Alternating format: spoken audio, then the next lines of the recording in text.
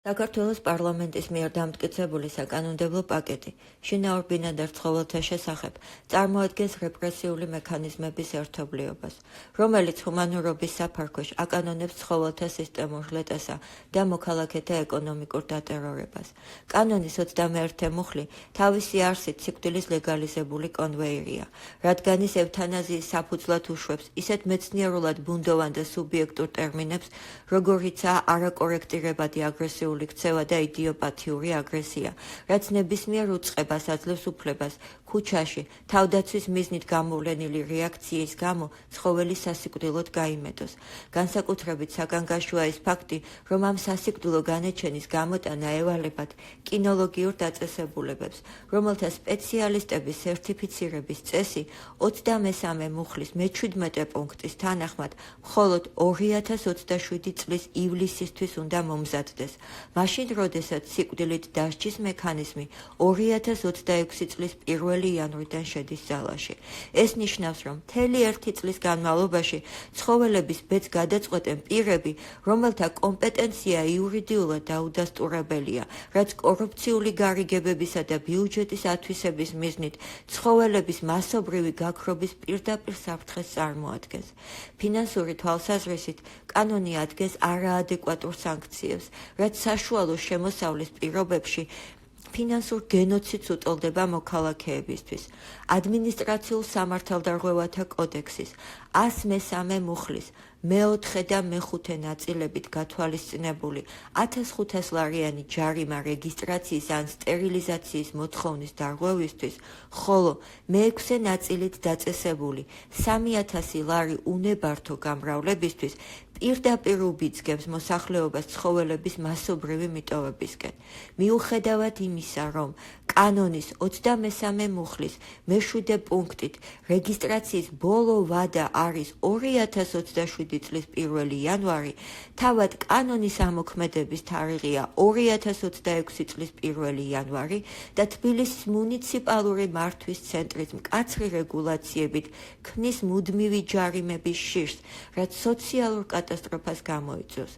კანონის მე-17 მუხლი ასევე აწესებს გენეტიკურ სეგრეგაციას, რადგან მე-3 პუნქტის ბ-ქვეპუნქტით გრძალავს ნარევი მეტისი ცხოველის გამრავლებას, რაც ბიოლოგიური მრავალფეროვნების წინააღმდეგ მიმართული ანტიმეცნიერული აქტია და მიზნად ისახავს დაბალი შემოსავლის მქონე მოქალაქეებისთვის ცხოველის ყოლის უფლების წართმევას.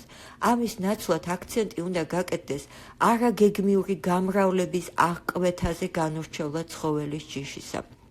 ამ კანონის ერთ-ერთი ყველაზე რესტრიქციული და დისკრიმინაციული ნაწილი სწორედ ეგრეთ წოდებული არასწორი ჯიშის ან ნარევი მეტისი ცხოველების მიმართ დამოკიდებულებაა, რაც ფაქტობრივად დაუშვებელია და მსოფლიოს არც ერთ ქვეყანაში მსგავს პრეცედენტს თქვენ ვერ ნახავთ. მე-17 მუხლის მე-3 პუნქტის ბ-ქვეპუნქტის პირდაპირ და ცალსახად კრძალავს ნარევი მეტისი ცხოველის გამრავლებას. ეს კი ნიშნავს იმას, რომ ნებისმიერი ცხოველი, რომელიც არ ფლობს ჯიშიანობისა და მოსაშენებლად ვარგისიანობის დამადასტურებელ სერტიფიკატს, კანონის თვალში უვარგისად არის მიჩნეული და ექვემდებარება სავალდებულო სტერილიზაციას ან კასტრაციას. კანონი სანაშენე ცხოველად აღიარებს მხოლოდ იმას, რომლის ჯიშიანობა დადასტურებულია კინოლოგიური დაწესებულების მიერ, ხოლო ყველა დანარჩენი, ვინც ამ მკაცრ ჩარჩოში ვერ ჯდება, იძულებითი სამედიცინო ინტერვენციის ობიექტი ხდება. ამ აკრძალვის აღსასრულებლად სახელმწიფო მიმართავს ფინანსურ ტერორს.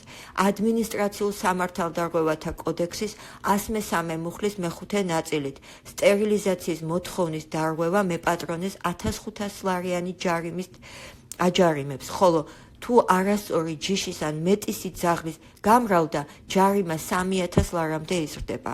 კანონი იმდენად მკაცრია, რომ იმ ცხოველებსაც კი, რომლებიც ფორმალურად მიეკუთვნებიან ჯიშიან ცხოველებს, მაგრამ არ აქვთ საგამოფენო სტატუსი ან ვერ მოიპოვებენ შესაბამის სერტიფიკატს 2 წლის განმავლობაში, სტატუსი ეხსნებათ და ისინიც სტერილიზაციის კონვეიერში ხვდებიან.